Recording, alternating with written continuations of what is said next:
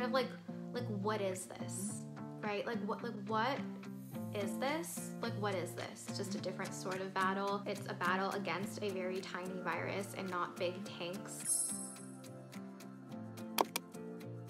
Hi everyone, welcome to this video. On my channel, I analyze song lyrics very in depth through the lens of literary analysis. Today we're analyzing the song Epiphany by Taylor Swift. I will make sure to link all of my Taylor Swift analyses so far. I've analyzed quite a few songs from Folklore, Evermore, Lover, etc. and we're gonna continue to do more. So make sure to like this video if you're interested in this content and to subscribe if you haven't already. Before we begin, this is very important, so pay attention.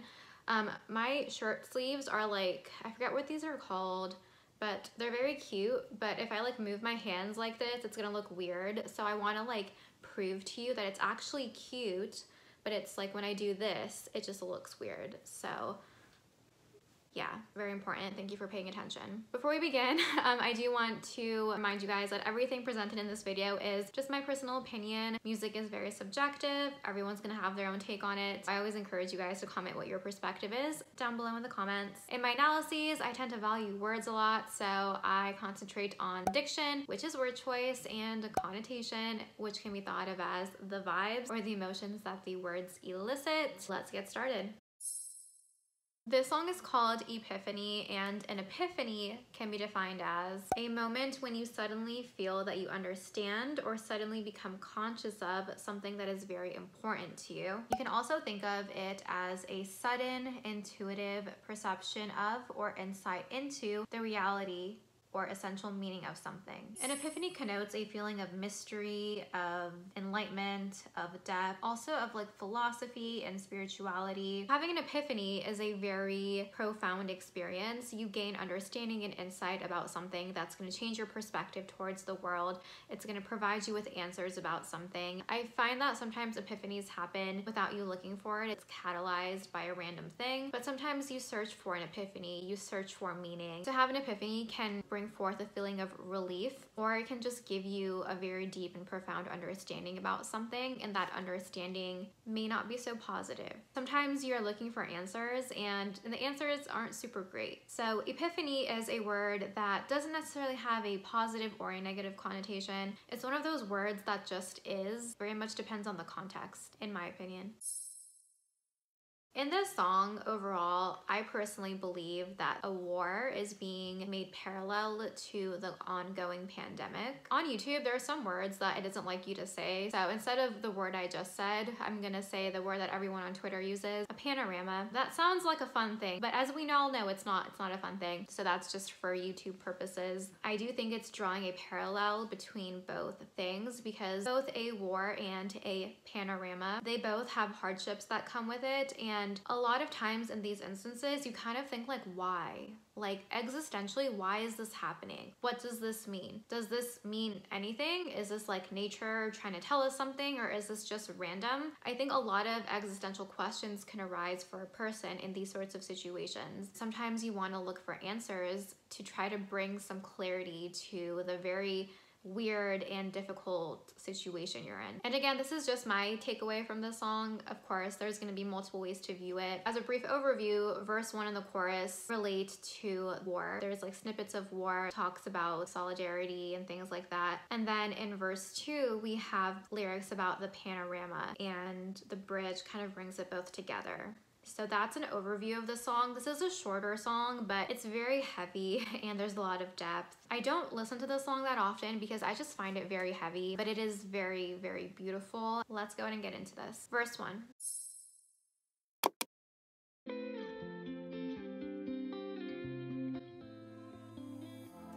This first verse consists of snippets from a war. It's from like a war zone, and in my opinion, it's from the perspective of a soldier. Keep your helmet, keep your life, son. This first line is something that like a superior is telling the soldier. Just a flesh wound, here's your rifle. So you can view verse 1 as snippets of war, as not being exactly chronological, or you can view this as happening in real time. So perhaps the soldier was in the battlefield and their superior told them to make sure you keep your helmet on so you can, you know, keep your life. And as soon as that was said, the soldier is witnessing one of their fellow soldiers being wounded. The second line here where it says just a flesh wound, here's your rifle, this could be something that this soldier, the protagonist of verse 1, protagonist means the main character, it could be something that they're overhearing, or it could be something that happened to them. Whatever it is, someone has a flesh wound, which is a wound that's not that deep, so it's not that serious usually. Then we're told, here's your rifle. Someone got a flesh wound, but they're being handed their rifle and being told to move forward into the battle. Crawling up the beaches now. Then we have some dialogue. Sir, I think he's bleeding out.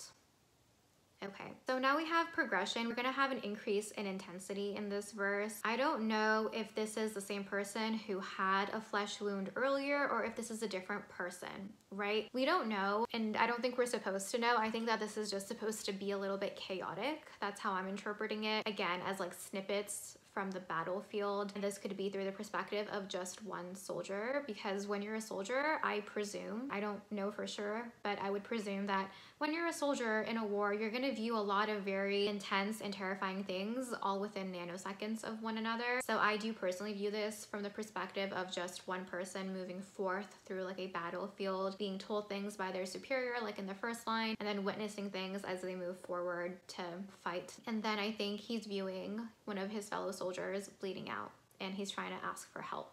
And then we have the lyric, and some things you just can't speak about. This whole song is just very heartbreaking. It's very, very heavy.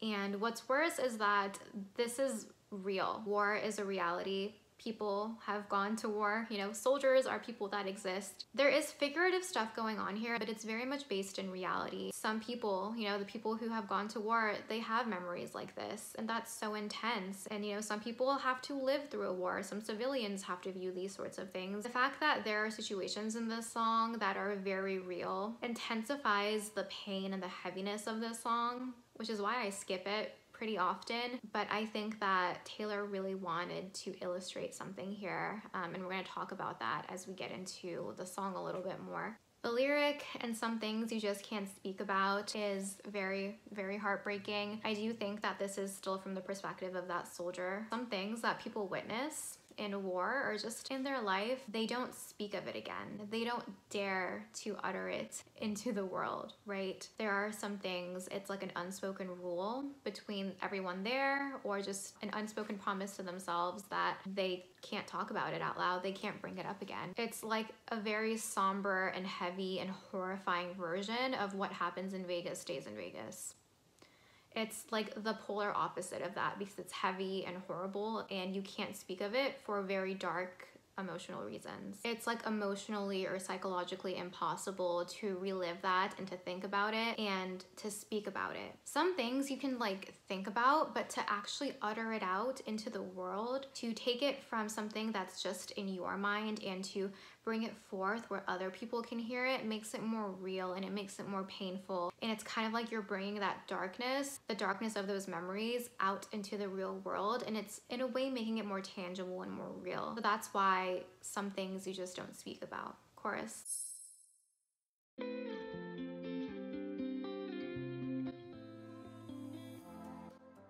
There is definitely a feeling of unity and solidarity within these lyrics, which I think is very important. The repetition of the word down and the repetition of the word out stick out to me. I always talk about how repetition signifies significance. When certain words or phrases are repeated, I view it as being very important and very significant, emphasizing the word and the meaning behind the words. This chorus has a very deep undercurrent of solidarity and unity. We have repetition of with you and watch you. I think all the repetition in this chorus emphasizes the feeling of solidarity. It says, with you I serve, with you I fall down. No matter what, even if they fall down, they're going to remain united and to help one another, serve alongside one another. I think this chorus is still in line with the war scenario we had in verse 1. So this is talking about like the military. We serve together like in the armed forces. That's how I'm interpreting it. And then the second half where it says watch you breathe in, watch you breathing out, I think is referring to two things. The first thing it's referring to, in my opinion, is the end of verse 1 where one of the soldiers, when they're bleeding out, that could be the protagonist of verse 1 thinking about watching that soldier as they were trying to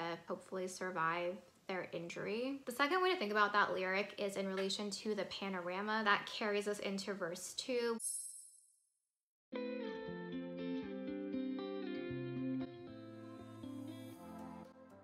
In order for the healthcare workers to be able to focus and to do their job, they have to just view everything in a very logical and scientific way. That's just the state of the job, right? They have to do that in order to do their job. They can't allow for emotions to cloud their judgment. Sometimes it can go overboard. Bedside manner can go out the window. Sometimes that can happen, but it is the nature of the job, because if you're too emotional about every patient, then you're not going to be able to think critically and to problem solve. So it's a very delicate balance that anyone in the medical field has to achieve between being very logical and to have kind of like tunnel vision to find a solution to help your patient. But then also there is the humanistic aspect of medicine where you need to make sure you respect your patients and to make sure you're listening to the person and acknowledging the person and their whole unique situation, because patients can come in for the same reason, but the context of their health is different. So it's a very delicate and difficult balance between the more scientific, medical, logical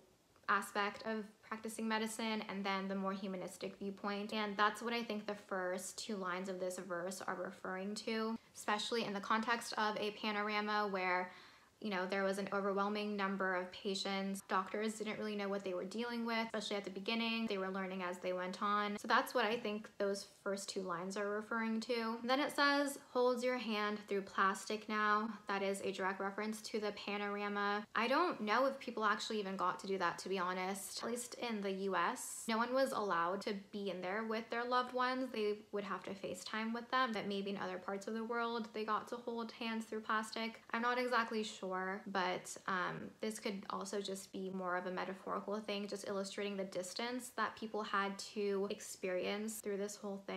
Doc, I think she's crashing out. That quote is in parallel to the quote above where it says, sir, I think he's bleeding out. This is all very heartbreaking. It's kind of making the panorama like its own battlefield, like its own sort of war. It's just a different sort of battle.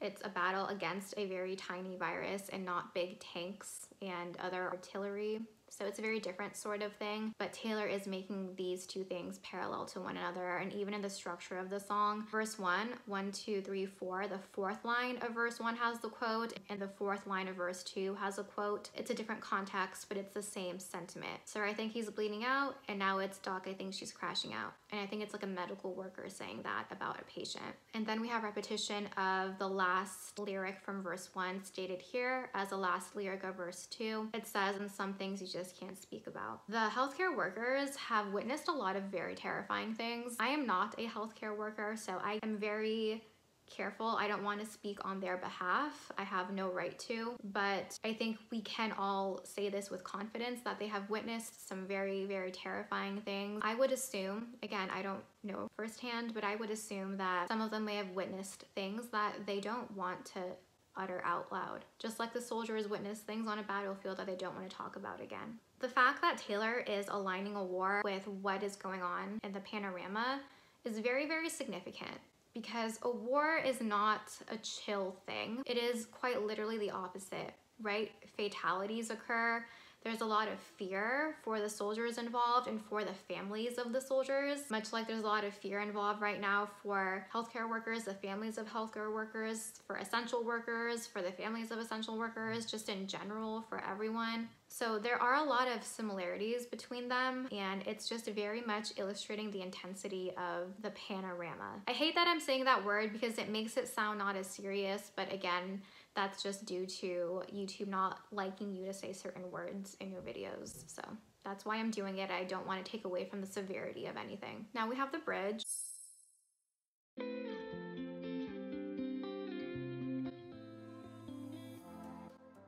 The bridge here is referring to, I think, both the war scenario and the panorama. Only 20 minutes to sleep indicates that both the soldiers and the healthcare workers, they don't have a lot of time to sleep because they have to work. They have to fight the battle out on the battlefield. They have to go check on their patients. They only have a very short time period to rest. And in this moment, when they have to rest, they dream of having an epiphany. They want to come to an understanding of what is happening. It's kind of like what is this, right? Like what is this? Like what is this, right? Just one single glimpse of relief to make some sense of what you've seen. I think that when people see things that are traumatic, it's very difficult to make sense of it, especially when it was unexpected. Going into a war, again, I don't know firsthand, but I would assume as a soldier going into war, you have prepared yourself to an extent that you're gonna see things that are traumatic, right? Or you know that's a possibility. As a healthcare worker, I would assume, again, that you've prepared yourself to an extent that you're gonna see traumatic things. But when you have something happen, like a panorama, you may not have realized that the extent of things you're gonna see were gonna be that intense, right? This is all very, very heartbreaking, and I'm trying my best not to like get emotional in this video, so I'm trying to be like extra peppy. Not to disrespect the content, but just because it's already really, really heavy to listen to this song, and I don't want to introduce more heaviness into it. So if I seem kind of peppy, that's why. I'm just trying my best not to be super dark when analyzing this song. But I do believe that's what the bridge is saying. They only have 20 minutes to rest, and they just are looking for answers, trying to make sense of something that doesn't really make sense for them. Like, you understand the small parts of what's happening. You understand like maybe what you may have to do to get, you know, through your day, to help people, to do your job. But in a more existential macro sense, they're looking for answers. Like, existentially, why is this happening? How did this happen? I think that when you have so much pressure on you, when you've witnessed so many intense things, to have a sort of epiphany, to have some sort of answer that you can cling to, would bring comfort to you. And I would imagine it would bring a sense of stability to you. Even if the answer is negative and sad, it would at least give you a sort of foundation to stand on. That's what I think this is referring to. I think this parallel is very interesting. I think Taylor really wanted to compare the panorama to a very intense and devastating scenario like a war, because they do have some things in common. Those were all of the unique verses in the song, so we're at the end of the video. Please let me know your thoughts down below in the comments. This is just a very heartbreaking song, but I think that since this album was released in the midst of lockdown and everything, I think it definitely did make sense for Taylor to have a song acknowledging the fact that this was happening in the world. That's all I have for this song. I would be interested to hear your take on it down below. Please make sure to like this video if you enjoy this sort of analyses, and please consider subscribing as well. Thank you for watching. I really appreciate it. I hope you guys are doing well and staying safe, and I will see you next time. Bye.